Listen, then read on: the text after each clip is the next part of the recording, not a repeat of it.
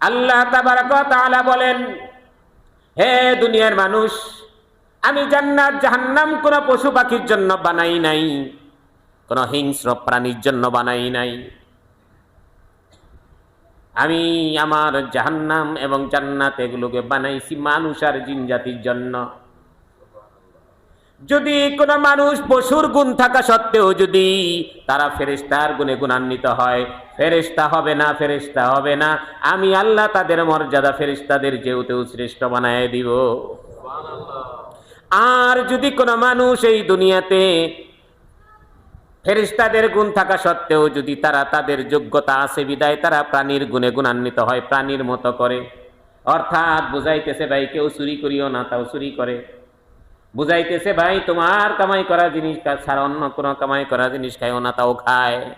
তুমি তোমার হালাল নারী ছাড়া কোনো হারাম নারীর সাথে তুমি অবৈধ কাজ করিও না। কিন্তু প্রাণী যেরকম হালাল হারাম দেখে না, কাঠটা তাও দেখে না, সে তার অবৈধ কাজে ব্যবহার করা শুরু করে। এরকম যদি শুরু করে, যদি কোনো প্রাণী যেরকম একজন আরেকজন লগে গুতাগুতি করে, কোনো কারণ নাই, কিছু নাই, একটা সার আর একটা সারের লগে গোতাগুতি করে, কি হয়েছে? তার জমি খাইছে, মাথায় বাড়ি দিছে, তার মায়ের বুকের দুধ খাইছে না, কিছুই তো করে নাই। তার কথা হলো আমার মতো আর একটা সার আমার সামনে এই লোক সারে গুতাগুতি কি করে, কোন যুক্তিতে করে? কোন পাঠায় পাঠায় গুতাগুতি করে, কি যুক্তিতে করে? বাড়ি হইল আমার, আমি বিড়ালরে থাকতে দেছি, কোন একটা বিড়াল আমার বাড়িতে এলে আমি বুঝুন, আর এক বিড়াল হেটারে খাবলা দেওয়ান লাগবো কেন? সড়কের মধ্যে রাস্তার মধ্যে গিয়া কুকুরের রাস্তা ভাগ করে এলো, এটা আমার, এটা ওর, ওটা বাপের রাস্তা দিয়ে গেছে, এই তার সীমানার মধ্যে আরো কুকুর আইলি হেঁটে খাবলাই ধরবে। তাহলে পরে ধরলাম যেটা আমাদের বেশি চলে, আলী মুহাম্মাদ কামা বারাকতা আলা ইব্রাহিম ওয়া আলা আলি ইব্রাহিম ইন্নাকা হামিদুম মাজিদ বালাগাল উলা বিকামালিহি কাশাফাদ দুজা বিজামালিহি হাসনাত জামিউ খিসালিহি সাল্লু আলাইহি ওয়া আলিহি সুবহানাকা লা ইলমা লানা ইল্লা মা আল্লামতানা ইন্নাকা আনতাল আলিমুল হাকীম।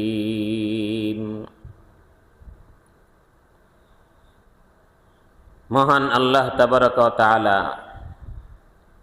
তিনি তিনার শক্তিশালী জাত এবং তার পরম সিফাত নিয়ে সর্বদাই ছিলেন, আছেন এবং থাকবেন। তিনি ওয়াহদাহ লা শারীকা লাহ, लम यलिद वलम यूलद, और उसका कोई मुकाबिल नहीं, वलम यकुल लहू कुफुवन अहद। সেই আল্লাহ সুবহানাহু ওয়া তাআলা তিনার সৃষ্টি সমূহের মধ্য থেকে মানব জাতির উপর যে কোরআনে কারীম অবতীর্ণ করেছেন,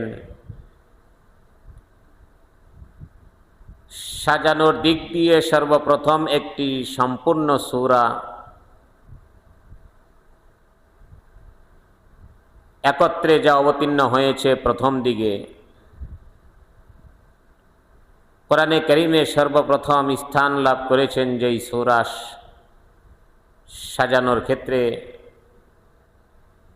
সূরাতুল ফাতিহা, সূরাতুস সালাহ, সূরাতুশ শিফা, সূরাতুল হামদ, সূরাতুশ শুকর, আস-সাবউল মাসানি, সূরাতুল ফাতিহা অথবা সূরাতুল হামদ। সর্বপ্রথম আল্লাহ পাকের অগ্রিম প্রদত্ত অসংখ্য নিয়ামত রাজির শুকরিয়া আদায়ের শব্দ শিক্ষা দিয়ে তিনি আলহামদুলিল্লাহ দ্বারা এই সূরা শুরু করে তিনার দায়িত্ব, কর্তব্য এবং পাশাপাশি গুণবাচক কিছু বরকতি নাম তেনার বন্দাবান্দীদেরকে শিখিয়ে দিয়েছেন, যার মধ্যে অন্যতম রব্বুল আলামিন আর রহমানুর রহিম মালিক ইয়াউমিদ্দিন। আল্লাহ পাকের গুণাগুণ এবং প্রশংসা বলার পর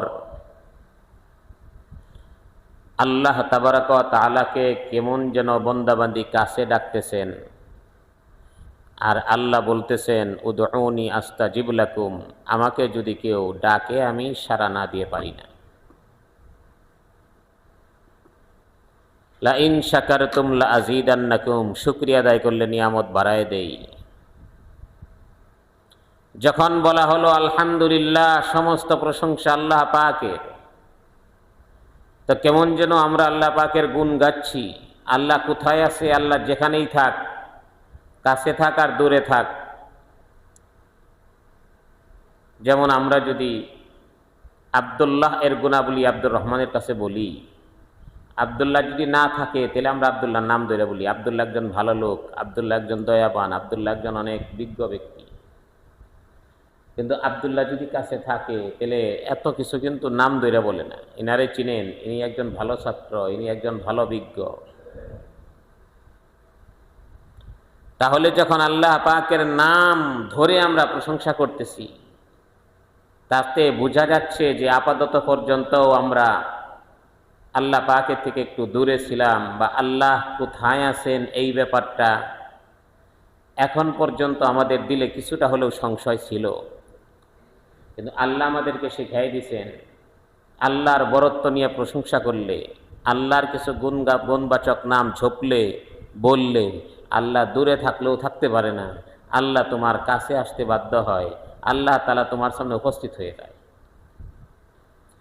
এই কারণে আল্লাহর প্রশংসামূলক শব্দ আলহামদুলিল্লাহ রব্বুল আলামিন, তিনি আর রহমান আর রহিম, তিনি মালিক ইয়াউমিদ্দিন। এখন বলতেছে ইয়্যাকা না'বুদু ওয়া ইয়্যাকা নাস্তাঈন, এখন আর তিনি না, এখন তুমি।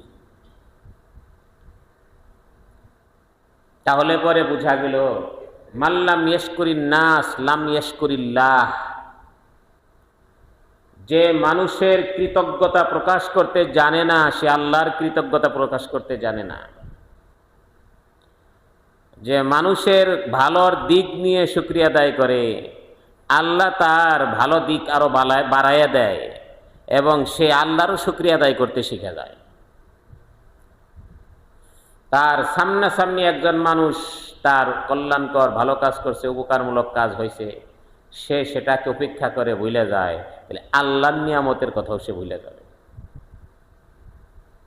যার কারণে নবীজি বলেছেন, বড়দের সম্মান করো, ছোটদের স্নেহ করো, সাথীদের সাথে চলো, পিতামাতার সম্মান করো, কারণ এগুলো কোনো না কোনো দিক দিয়ে তোমার অবদান আছে তোমার উপরে তাদের। সেই জন্য আল্লাহ তাবারক ওয়া তাআলার ইবাদত করার সুযোগ হবে এর মাধ্যমে। নবীজি সাল্লাল্লাহু আলাইহি ওয়াসাল্লাম যখন চিঠি লিখলেন রোম বাদশাহ হিরাক্লিয়াসের কাছে, সেই চিঠিকে সত্যায়ন করার জন্য যখন বণিক দলদেরকে ডাকলেন, সেখানে আবু সুফিয়ান ছিল। তো সেই আবু সুফিয়ানকে এই হিরাক্লিয়াস জিজ্ঞাসা করেছিলেন, তোমাদের এই লোক সম্পর্কে কি কোনো মানুষের মিথ্যা ধারণা বা কোনো মিথ্যা অপবাদ এরকম কোনো কিছু দেওয়া আছে? কয় না, তা নাই। এ কথা বলার আগে ছিল না, যখন থেকে কালেমা বলতেছে, ইসলামের দাওয়াত দিতেছে, তখন থেকে নানান কথা। তখন সে বলেছিল, যেই ব্যক্তির ব্যাপারে মানুষের সাথে কোনো লেনদেন, মানুষের উঠা বসা সম্পর্কে কোনো ধরনের মিথ্যার কোনো অপবাদ নাই, সেই ব্যক্তি স্রষ্টা সম্পর্কেও কোনো মিথ্যা বলতে পারে না। যে ব্যক্তি মানুষের সাথে তার তাল বাহানার সাথে থাকে, যেই ব্যক্তি মানুষকে মূল্যায়ন করতে জানে না স্থানকাল পাত্র ভেদে, মানুষকে মানুষ বলে বিবেচনা করে না এবং তার অবদান কল্যাণ এগুলোকে স্বীকার করে না, মূল্যায়ন করে না, সে আল্লাহর নিয়ামত, আল্লাহর গুণগান, আল্লাহ যে স্রষ্টা, এগুলোও সে মনে করবে না। এই কারণে নবীজি বলেছেন, মান আরাফা নাফসা ফাকাদ আরাফা রব্বাহ। যে ব্যক্তি নিজেকে চিনে, নিজের পরিবেশকে জানে, সেগুলোর দ্বারাই স্রষ্টাকে চিনা যায়, জানা যায়। তো আল্লাহ তাবারাক ওয়া তাআলার গুণগান, আল্লাহর নিয়ামত, এইগুলো কিছুক্ষণ বলার পর আল্লাহ তাআলা শিখিয়ে দিয়েছেন, এখন ইয়্যাকা না'বুদু। আগে এটা বললেই হয়তো, কিন্তু নাহমাদুকা বা আলহামদু লাকা, লিল্লাহ বলা দরকার ছিল না। আলহামদু লাকা, আনতার রহমান, আনতার রহিম, আনতা মালিক ইয়াউমিদ্দিন, ইয়্যাকা না'বুদু ওয়া ইয়্যাকা নাস্তাঈন। এটা হলো মিলে, কারণ ইয়্যাকা থেকে সরাসরি সম্বোধন, আর আলহামদুলিল্লাহ নাম ধরে বলতেছে কেমন যেন একটু দূরে। আল্লাহ পাক শিখাই দিয়েছেন এভাবে যে আল্লাহ তাবারাক ওয়া তাআলার কাছে কিভাবে চাইতে হবে, আল্লাহ পাকের কাছে কিভাবে প্রার্থনা করতে হবে। আগে আল্লাহর গুণগান গাইতে হবে। আবার বলা হয়েছে যে আল্লাহকে পাইলাম কার মাধ্যমে? সবচেয়ে বড় অবদান নবীজি, তাই নবীজির উপর দরুদ। আল্লাহর প্রশংসা, নবীর দরুদ। এরপরে আমি আল্লাহর খাঁটি গোলাম, নবীর খাঁটি উম্মত, এটার স্বীকারোক্তি। তারপরে চাইবে, ইনশাআল্লাহ দোয়া মিস হবে না। এই কারণে সূরাতুল ফাতিহা এর অপর আরেকটি নাম হলো সূরাতুদ দুআ। मांगने का ढंग भी आपने सिखला दिया। আল্লাহ তাবারাক ওয়া তাআলা কিভাবে চাইতে হয় এই পদ্ধতিও আল্লাহ শিখাই দিয়েছেন, বেশি দূরে না, সূরা ফাতিহার মাধ্যমে। কোরআন শরীফ লা ইয়ামাসসুহু ইল্লাল মুতাহহারুন, পবিত্রতা ছাড়া স্পর্শ করা লাগে না। কোরআন শরীফ বড় পবিত্রতা অবস্থায় ধরা লাগে না। কোরআন শরীফের প্রথম সূরাতুল ফাতিহা, এটার মধ্যে চাইতে হবে, মুনাজাত করতে হবে, দোয়া করতে হবে। তাই তুমি আগে পবিত্রতা অর্জন করো। সূরাতুল ফাতিহা নামাজে দাঁড়ায়া বলা লাগে, নামাজের মধ্যে সওয়াব বেশি, নামাজের জন্য এটা বাধ্যকতা। অতঃপর তোমার যদি কিছু চাইতে হয় তাহলে আগে 2 রাকাত নামাজ পড়ে নাও। নামাজের পর, যেটাকে সালাতুল হাজত বলা হয়, এরপরে আল্লাহর কাছে চাইবা, নতুন করে আবার আল্লাহর প্রশংসা করো, নবীর উপর দরুদ ও সালাম পাঠ করো। এরপরে তুমি তোমার গুনার জন্য ক্ষমা চাও, একমাত্র আল্লাহর গোলামি করবা, নবীর তরিকায় চলবা, এটার ওয়াদাবদ্ধ হও। এরপরে যদি দোয়া করো, ইস্তাজাবু লাক, সেই দোয়া তোমার জন্য কবুল করা হবে। সেজন্য আল্লাহ পাকের গুণগান, আল্লাহর প্রশংসা দ্বারা সূরাতুল ফাতিহা কোরআন শরীফ শুরু। আল্লাহ পাকের গুণগান, প্রশংসা যে যত বেশি গাবে, আল্লাহ তাআলার দিলে, তার দিলের মধ্যে আল্লাহ তাআলার মুহাব্বত, দয়া, রহমত তত বেশি সম্পৃক্ত হবে। তাই ইয়্যাকা না'বুদু এবার সরাসরি সম্বোধন করে বলতেছে, আল্লাহ আমি তো আপনার প্রশংসা গাইলাম, আপনার কথাবার্তা বললাম, আপনি কে পরিচয় দিলাম, আপনি তো সবই শুনছেন। আল্লাহ সত্যিকারে একমাত্র আপনারই আমি ইবাদত করি। আমার মরণ, আমার জীবন, আমার বন্দিগি, মরণটাও যাতে তোমার পথে হয়, আমার জীবনটাও যাতে তোমার পথে থাকে, আমার যা বন্দি গেছে সব জন্য তোমার জন্যই হয়। মানুষের জন্মের পরে তো কিছু কাল মাফ, নাবালেগ অবস্থায়। এরপরে আমি যখন বুঝতেছি, যখন বালেগ হলাম, বুঝা শুরু করলাম, আমার জীবনের চলমান অবস্থা, এরপরে আমার মরণ পর্যন্ত, এর মধ্যে আমার কর্ম, এই 3টা জিনিস একমাত্র আল্লাহর জন্য হওয়া, এটাকে বলে বন্দিগি, এটা হলো ইবাদত। আব্দুন মানে গোলাম, এই আব্দুন থেকে উবুদিয়ত এবং ইবাদত, গোলামি করা, নিজেকে আত্মসমর্পণ করে দেওয়া। ইবাদত শুধুমাত্র আমি নামাজ রোজা এটাই ইবাদত তা না। ইবাদত মানে আল্লাহ মালিক, আমি গুলাম। মালিক আর গুলামের মাঝে বড় বিধান হলো মালিকের মর্জি মুআফিক চলা। আল্লাহ মালিক, বান্দা সব তার গোলাম। দাস, গোলাম মানে দাস। আর দাসের পূর্ণাঙ্গ হক হলো মালিকের পূর্ণাঙ্গ কথা অনুযায়ী চলা। এই জন্য মালিক যা যা করণীয়, কিছু অগ্রিম করে দেয়, কিছু নগদ দিতে থাকেন, কিছু বাকিতে রাখেন। বড় বড় মালিকের মধ্যে দেখা যায় তাদের পরবর্তীতেই কিছু বোনাস থাকে, আপনার যেটাকে পেনশন বলে, এটা বড় আকৃতি হয়। আল্লাহ তাবারাক ওয়া তাআলার পক্ষ থেকে যা কিছু দিতে থাকে প্রয়োজন হিসাবে দেয়, কখনো রেশন, কখনো বেতন, কখনো এমনি হাদিয়া তোহফা, পেনশন যেটা পরকালের জন্য রেখে দেন। এটা বিশাল আকৃতিতে থাকবে। তো আল্লাহ মনিব, আমরা তার গোলাম। গোলামের বাংলা দাস, শুধু কর্মচারী বললে হবে না, দাস। দাস দাসীর প্রথার মাধ্যমে মনিবকে চিনার একটা উপায়। আমাদের দেশের কর্মচারীদের এটা বোঝালে হবে না, কারণ কর্মচারী চাকরি করে, বেশি উলট পালট হলে চাকরি ছেড়ে গেলাম গা, এই ক্ষমতাটা কর্মচারীরা আছে। হয়তো টাকা পয়সা কিচ্ছু নিবে না, বা প্রয়োজনে ভর্তুকি দিয়ে তারপরে যাবে, কিন্তু সে যাইতে পারবে। কিন্তু দাস দাসীটা তা না, এর মধ্যে একটু কঠোরতা বেশি। মনিবের পক্ষ থেকে তার পূর্ণ অনুগত্যতা প্রকাশ পাওয়া লাগে, তা না হলে তাকে আব্দে আবেক, পলাতক গোলাম অথবা অবাধ্য গোলাম তাকে আখ্যা দেওয়া হয়।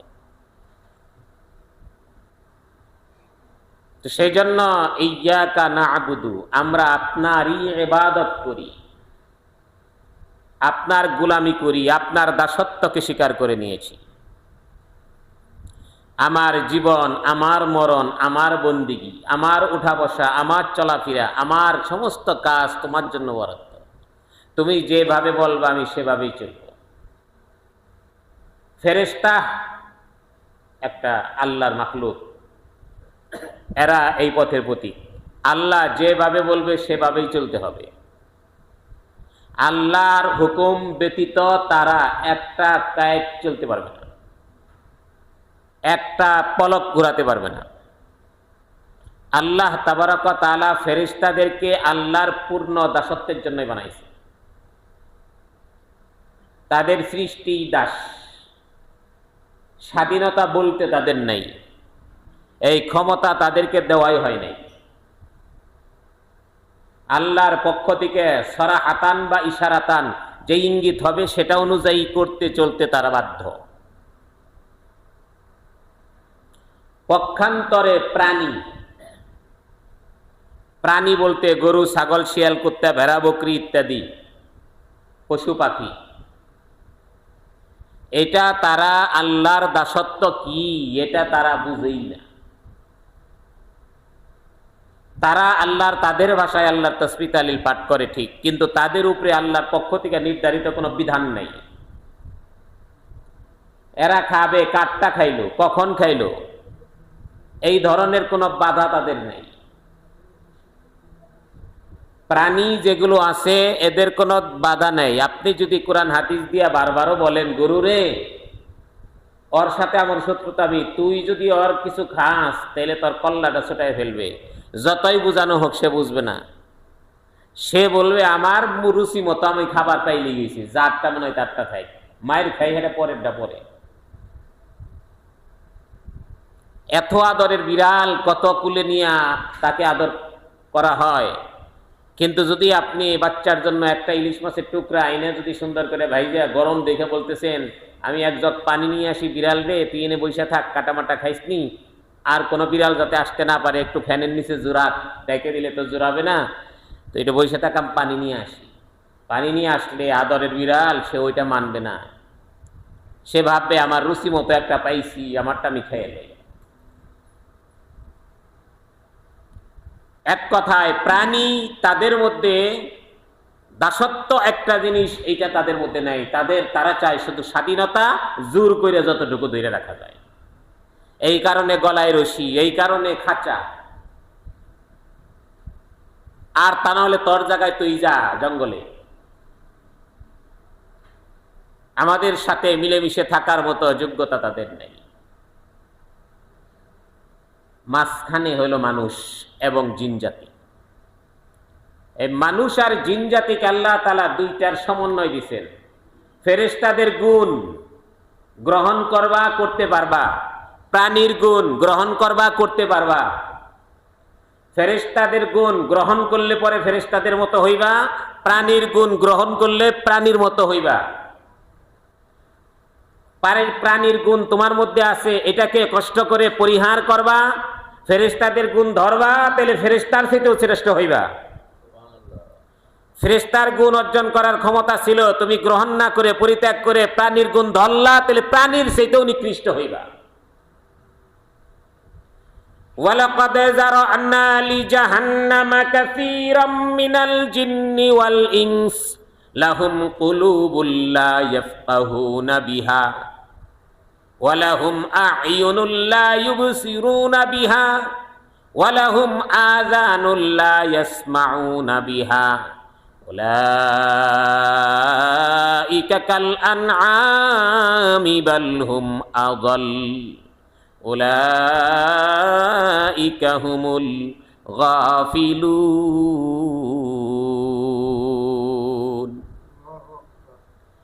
আল্লাহ তাবারক ওয়া তাআলা বলেন, হে দুনিয়ার মানুষ, আমি জান্নাত জাহান্নাম কোন পশু পাখির জন্য বানাই নাই, কোন হিংস্র প্রাণীর জন্য বানাই নাই।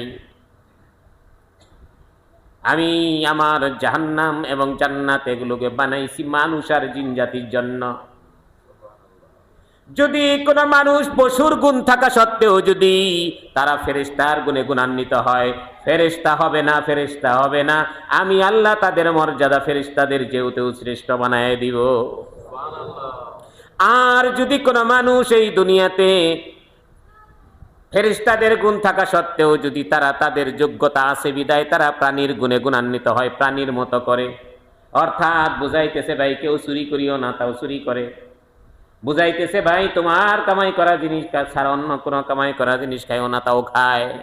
তুমি তোমার হালাল নারী ছাড়া কোনো হারাম নারীর সাথে তুমি অবৈধ কাজ করিও না। কিন্তু প্রাণী যেরকম হালাল হারাম দেখে না, কাঠটা তাও দেখে না, সে তার অবৈধ কাজে ব্যবহার করা শুরু করে। এরকম যদি শুরু করে, যদি কোনো প্রাণী যেরকম একজন আরেকজন লগে গুতাগুতি করে, কোনো কারণ নাই, কিছু নাই, একটা সার আর একটা সারের লগে গুতাগুতি করে, কি হয়েছে? তার জমি খাইছে, মাথায় বাড়ি দিছে, তার মায়ের বুকের দুধ খাইছে না, কিছুই তো করে নাই। তার কথা হলো আমার মতো আর একটা সার আমার সামনে এই লোক সারে গুতাগুতি কি করে, কোন যুক্তিতে করে? কোন পাঠায় পাঠায় গুতাগুতি করে, কি যুক্তিতে করে? বাড়ি হইল আমার, আমি বিড়ালরে থাকতে দেছি, কোন একটা বিড়াল আমার বাড়িতে এলে আমি বুঝুম, আর এক বিড়াল হেটারে খাবলা দেওয়ান লাগবো কেন?